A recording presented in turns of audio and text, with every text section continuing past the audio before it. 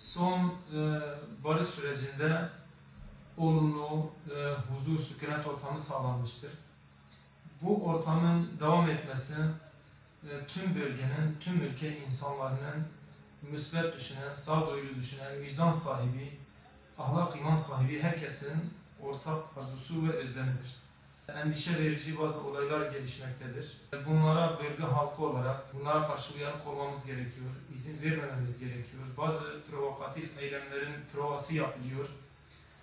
Sanki Ergenekon'un hortlanması gibi birileri deneme provaları yapıyor. Bunlara karşı son derece uyanık olmalıyız, fırsat vermemeliyiz. Bölgenin kardeşliğe, birliğe, beraberliğe, hoşgörüye ihtiyacı vardır.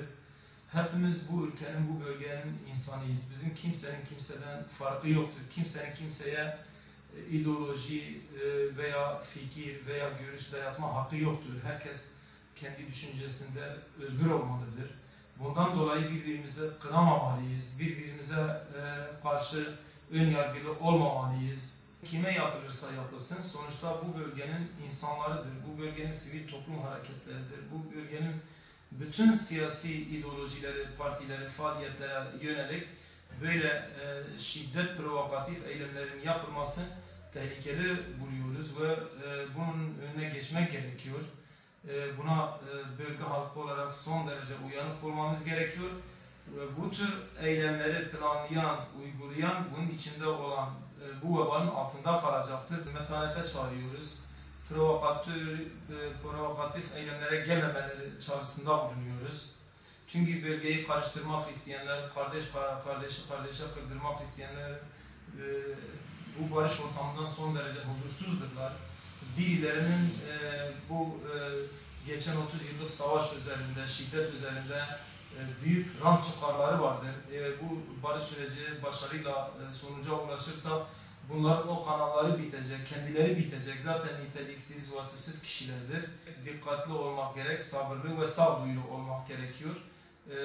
Umut ediyorum, inanıyorum insanlarımız bu provokatif eylemlere fırsat vermeyecektir ve 90'lı yıllara bölgenin tekrar şiddet ortamına, ölüm ortamına, kan ortamına dönmesine fırsat vereceğine inanmıyoruz ve bu konuda herkese görev düştüğüne inanıyorum. Özellikle kim saldırıya uğrarsa saldırının nereden geldiğini, kimden geldiğini iyice araştırıp bunun karşılığını şiddetle değil, sükunetle, sağduyuyla, hukuk içerisinde gereken girişimlerini sürdürmelerini talep ediyoruz, bekliyoruz. Diyarbakır Sahabeler Şubesi'ne bu saldırıdan dolayı geçmiş olsun dileklerimizi iletiyoruz ve kendilerinde bu olay karşısında sağduyulu, sabırlı ve metanetli olmalarını ve dikkatli olmalarını, provokatif eylemlere gelmemelerini bekliyoruz. Dileğimiz, talebimiz kendilerinden budur.